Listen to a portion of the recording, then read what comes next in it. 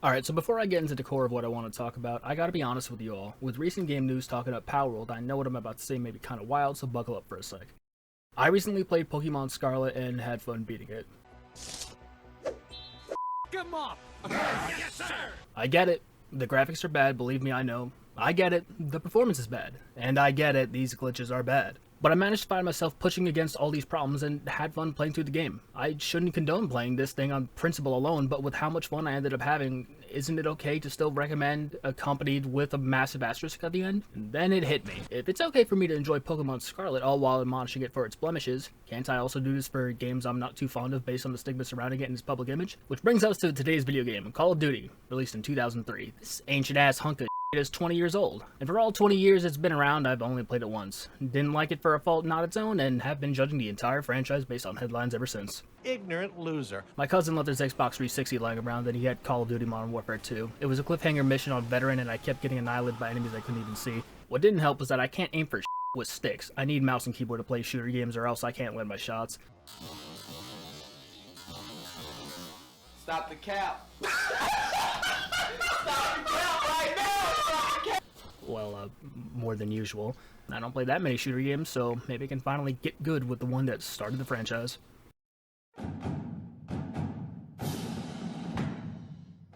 First thing that hit me like a ton of bricks was that the campaigns are, kind of f***ing hard. In the first Call of Duty, you don't regen health. It's like old school FPS games, health packs and skill, or in my case, health packs, luck, and safe scumming. In this footage, I f***ed up and didn't record game audio. I also set the game to Veteran, and look at what just a single bullet does to me. 2 shots and I'm out! I set the difficulty to normal, and while I died plenty throughout the rest of the game, at least I can make it past the first shootout this time. Now, in this early gameplay footage, it may seem that I'm playing carelessly, just spraying and praying, and not taking cover like I should be. And I am. And like most people who f*** around, I find out. If the enemy sees you out in the open and you don't see them, you're dead. No ifs, ands, or buts about it. Once they see you, they've already unloaded half the nation's ammunition inventory into your bloodstream and 17 grenades to be the maraschino cherry on top of the Sunday they've just hand-delivered to you. Here's hoping you can aim because the sniper rifles are going to be your best friend throughout this game. While you have automatic weapons like the Thompson, the Sten, and the MP40, their accuracy fall off is steep after a certain distance and should only be reserved for when you're ambushed by enemies up close. I don't think this is a bad thing, however. This forces the player to become acquainted with dying, to expect the upcoming enemies, get familiar with your surroundings, know what you can use to your advantage and what you can't. And when you've learned just enough, you make it to the next checkpoint, you find the healing items you need, and you're able to make it to the next mission. At least it's like that with the American campaign, but we'll get to that later. For the American campaign, you play as Private Martin. In between missions, he updates his journal, giving us the context and location of the current mission, as well as his general feeling about the situation. It's a neat workaround for having an otherwise silent protagonist. I know future Call of Duty games tend to take away control from the player during cutscenes, but here it's a lot like Half-Life, where the story bits are all in-game dialogue, where you can still have full control and move around. I like that. We start with a tutorial that shows us the basics. Movement, looking around, crouching, crawling, shooting grenades, ascending ladders, and planting explosives. Next, we drop into France to meet up with Sergeant Heath. We find him hanging around, grab his bag, and plant a radio beacon to signal the attack. Fellow troopers coming in, hey, we aren't alone for this mission. Having allies is a pretty big part of this game's missions. More on that later, though. We start clearing through the place, house by house, and we link up with Captain Foley, one of Steve Blum's many acting roles. It seems someone f***ed up what the people are supposed to drop because nobody from our unit is here. It's all a mix of assorted companies. Well, manpower's manpower, and I'm gonna need all the meat shields I can get. A few more skirmishes here, took down some AA vehicles there, and now we're able to squat in his village until the Germans come back from war. Once morning broke, they came back meaning business, with tanks in tow. Lucky for us, there are some explosives they just so happen to leave behind that we have shacked up in the church. Getting to it is a bit tricky. What you gotta do is sneak around the back of the tank, go through some houses, avoid oncoming fire by hiding behind his car, and then make a mad dash for the church where your single fire rockets are inside. Take out the tank, its friend is just around the bend, and it's one last fight that basically plays itself. Mission's basically over with one slight hitch. We're basically sitting ducks at this point, and we can't radio for help. Our only option is to take this working car we found with Sergeant Moody and Private Elder, make a mad dash through enemy lines to hand deliver a message to Major Shepard. I know there's a character later on in Modern Warfare called Shepard, but I'm sure it's just a coincidence. Anyways, we have a cinematic high-speed car shootout. Sergeant Moody totals the car. We run through a town where we steal another car, and we hightail it past German lines to Battalion HQ. This whole section is awesome and full of some pretty funny back and forth between Moody and Elder. It gives what are otherwise side characters a lot of personality and charm. Next up, destroy some AA guns, and when Garand for firing over the trenches to hit targets from afar, and use a Thompson to turn the Germans into Swiss. Make your way to this house where you obtain enemy documents, and then use a window mounted gun to defend for a bit, and then try to nail this one f***ing guy in the window that's impossible to peek because your ally keeps using the best wall of cover to hide behind and do nothing! After dying far more times than I'd care to admit, take out one last gun and that's mission complete. So, quick recap so far. Despite a few hiccups with the messy air landings, everything's gone pretty smoothly, the operation is a success. We've done so well despite the mixed companies, we've actually been split from our unit to accomplish some special tasks behind enemy lines. Our next mission is to rescue 2 captured British officers, Major Ingram and Captain Price. I may not play Call of Duty, but I know he's the dude on the newest game's box art. How was he both here in World War II and in the Modern Warfare games? Well, I've got a lot of games to play before I get my answers, so I guess I'll find out later. They're being kept in this Wolfenstein head-ass chateau, where if I show too much footage, I'll get this video taken down thanks to these funny symbols plastered all over the f***ing place. Down in the sex dungeon, we find Captain Price, but no major Instagram. Looks like he's in some camp. We hop in the truck and head to camp to get him back, and Jesus, look at this awful checkpoint. I'm respawning under my allied truck, which just instantly kills me. Anyways, this mission's cool because you only have so long to get the major, or else enemy reinforcements will come and annihilate our puny squad. We grab him, head back to the front, fighting through some more German troops, and that's that. The American campaign is done. Pretty strong start for this game, but don't worry, the British will help fix that. Welcome to the mid-campaign. Your once personal diary has been replaced with documents detailing your objective. The next campaign does something similar, but arguably more effective. More on that later. You play as Sergeant Evans, and your current task is to capture a bridge with Captain Price. This game goes from difficult but fair to eat my entire ass. You now have a new arsenal of weapons, the Bren LMG and the Kar 98K. Does the game do a Mario 64, where they let you play around with stuff before heading into the thick of it? No, here's 3 German mounted machine guns and no-scoped weapons to have a fair chance of taking them out. Have fun. After taking out the local troops and wiping the bridge clear of enemies, that's the mission. So far, so good, but the next mission is the worst part of the game. Let me save you a headache.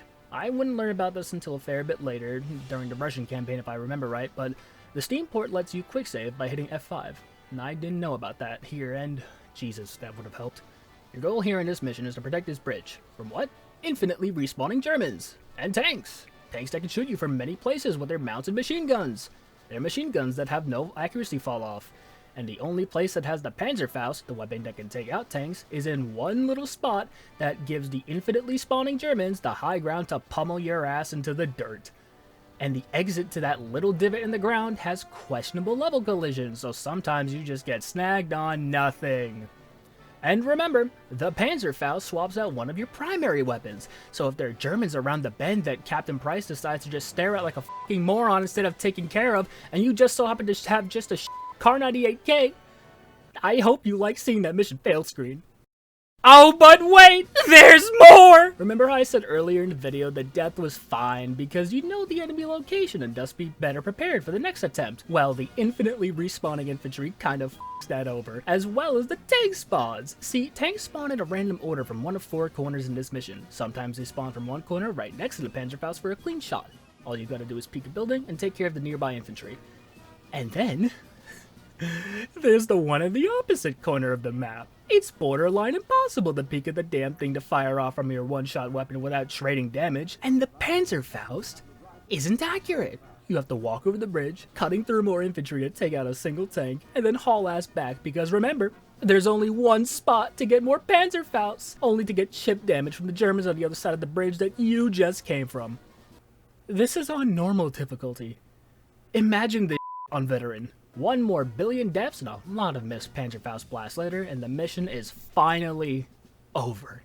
We'd need to then make our way inside this German complex, which is just a bunch of hallways where we play peekaboo with the enemy. This level now really looks like an old James Bond film, which is whatever. If I wanted Bond, I'd play GoldenEye. Give me my World War II shooter back. We gotta blow up a lot of guns and other things. We're alone for this mission, and oh, yes, we have a scope on our Kar 98K. It's actually usable now. Oh, by the way, downed enemies can sometimes just get back up. They'll be downed, but then they'll pick themselves back up with like a sliver of health back. These guys will be your main cause of deaths from here on out. Once you've planted all the explosives, make your way back to the beginning, fighting your way out and you'll escape via truck. Next mission is a truck shootout where you blow up vehicles with some Panzerfausts. Take a minute to appreciate the unique dialogue they have in this mission.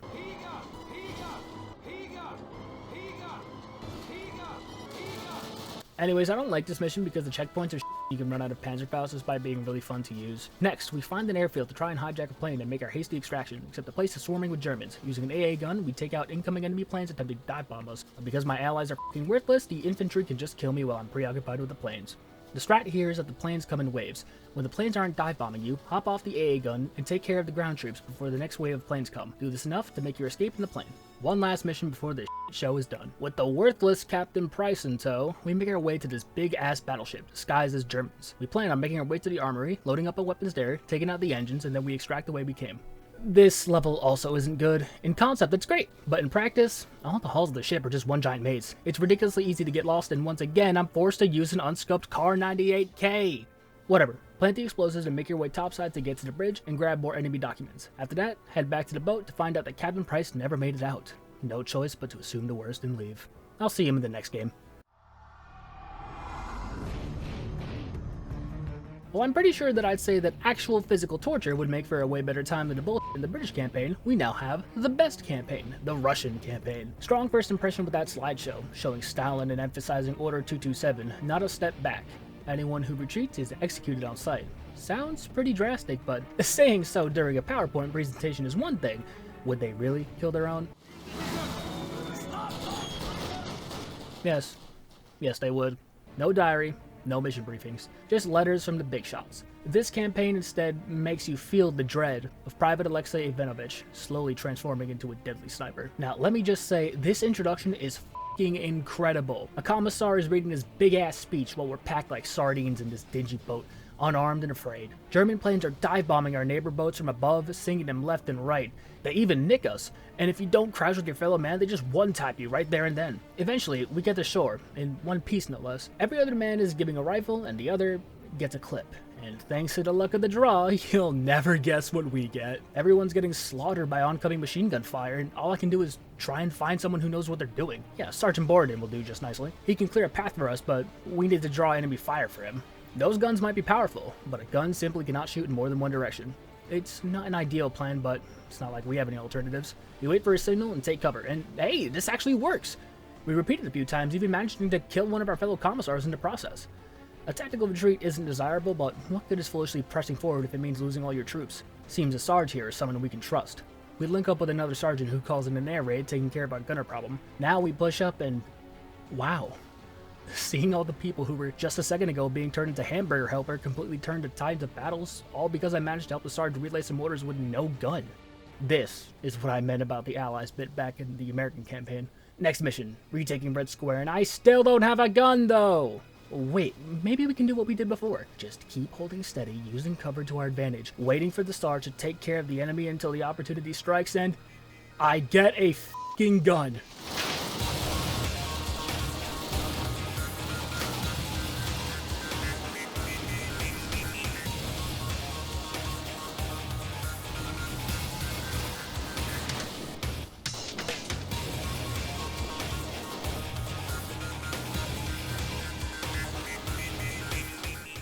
After clearing out the Germans, we bid farewell to the Sarge and make our way through war-torn Russia with nothing but salvage weapons in our wits. Oh, by the way, we also met some guy named Makarov once we got our sniper rifle. I think I've heard someone like him in the Modern Warfare games as well. Anyhow, while the MP40 did us plenty of good in closed spaces, we're now out in the open, so here's hoping you can snipe. Peek corners and take care. Next mission has us peeling through a train station. Your sniper is your friend, and for the love of Allah, don't be like me and go prone. Past the rail yards and through some rear machine gun nests, it seems like we've got the Germans in a pincer. Well, nothing to do now but take them out and link up with our forces. Thanks to our stellar efforts, we got a promotion from private to junior sergeant, and while the surface is swarming with Germans, we go below, to the sewers. But VGFN, you hated the corridor shooting in the Elder Dam. Why do you like the sewer level if it's just tunnels? Easy. It's visually distinctive, you aren't alone, and there's more to do than just wait behind corners. You can see your fellow man swarming other parts of the tunnels, so this doesn't feel like some dumb one-man army shit. There are breaks in the sewers where enemies can come out of nowhere, balconies from buildings up above where they're trying to expect you. Elder Dam's first bit up above was kinda cool, but then there were all these stupid gray corridors. There are parts where you gotta trudge through a bunch of water, and then there are these makeshift fortifications, and past that you go through this broken sewer line where Germans are hopping all over the cracks, none the wiser to all that you've done. And instead of transitioning into a dumb vehicle level, it transitions to my least favorite Russian level. This is when the campaign begins to dip a bit in quality, but nowhere near as bad as anything from before. We gotta secure this apartment complex because of reasons. We snipe the snipers, but once the snipers are out, the Germans kind of know where we are and begin to airstrike us. Take cover behind this brick wall and take out the mounted gunners. Once done, take out the enemies one by one, but be careful. There are more bad guys waiting to take the mounted gunners again. Don't leave the brick wall until it's way quiet. After that, storm the building and wipe out everyone inside. We need to defend the place from incoming Germans until reinforcements arrive. Basically, survive the timer and take care of the baddies as they arrive. There are also tanks that can be taken care of from 2 anti-tank guns on the 2nd and 3rd floor, each on either the left or right side of the building. However, thanks to all the holes punched through the damn building, this place is kind of like the bridge level meets the boat level. Loads of Germans, unhelpful AI, tanks, and the place is like if somebody turned Nutty Putty Cave into an Airbnb, except they failed to mention the place is infested with fascism. How did they manage to sneak past my squad? There's like 10 of us. At this point, I hope you've been quick saving because Christ on a bike, I know I was. After braving through this bullshit, we find out that of the 10,000 troops who fought alongside us at Stalingrad, only 260 survived. That's not too surprising considering, you know. But hey, we get promoted to full sergeant and have been sent to attack a tank factory in Warsaw, Poland. Around now, you know what to expect. Look for cover, crouch and snipe. Before you enter a new room, quick save. Use grenades to flush out rooms, and if they run towards you, greet them with a steady stream of bullets. Keep advancing, and you'll get to the tank factory rail yard. Instead of making sense, the game decides to carry over your ammo count from the previous mission. And if you've been using your sniper rifle, you know, the gun that's been pretty optimal for the previous mission, you're looking close on empty now. And the only other steady shot rifle is our old pain in the cock, the unscoped Car 98K. And guess who's about to enter a shootout that has a tank machine gun nest and a long hanger where you can only take out people from a long distance. And guess who's gonna flank you if you decide to say F it and just rush the enemy with your automatic weapon. But don't worry, clear out this place and you're essentially in the clear. You're now behind enemy lines, and with their backs turned, you can just pick them off until you reunite with the comrades and leave by truck. The next mission is a vehicle mission, and this time, it's good! You drive a fucking tank! And you're taking out other tanks, and now the difficulty is back to difficult but fair. Next mission has some infantry with Panzerfaust. Don't hog corners or else they'll hit you. Come at them wide and ready to take them out. Once again, take out enemy tanks ASAP, destroy the AA gun, and that's the Russian campaign.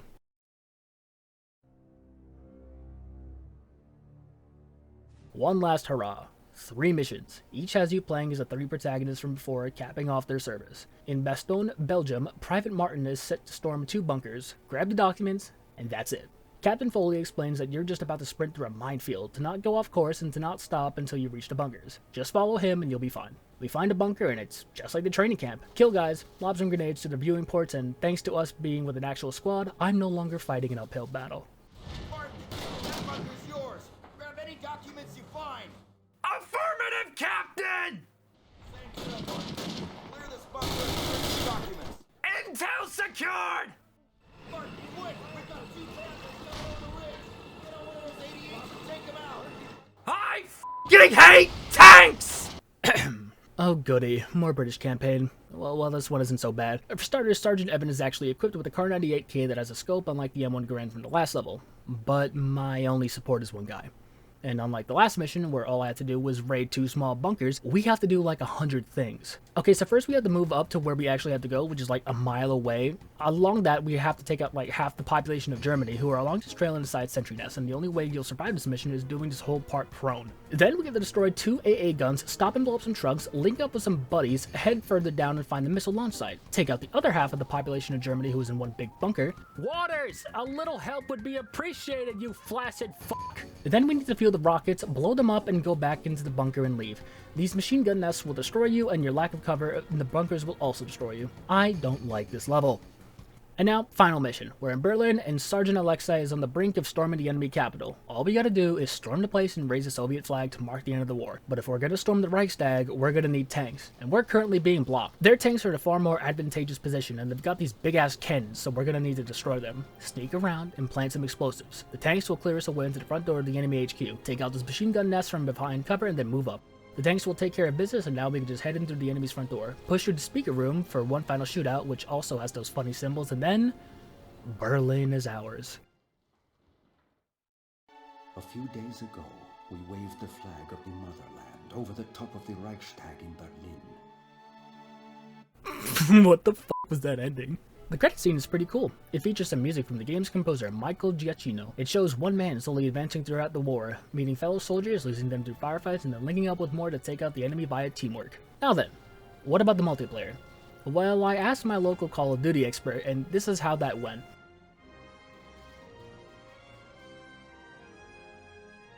Well, I'd be lying if I said I didn't enjoy my time with the first Call of Duty. While the British campaign left a lot to be desired, the American-Russian campaigns more than made up for it. I was pretty hesitant to play this series based on its recent reputation, but maybe by exploring the franchise's history, I can explore the wealth of good games it has, while finally being able to articulate where it all went wrong. And who knows, if I can still hold out hope that Pokemon can learn from its mistakes and improve, maybe Call of Duty will too?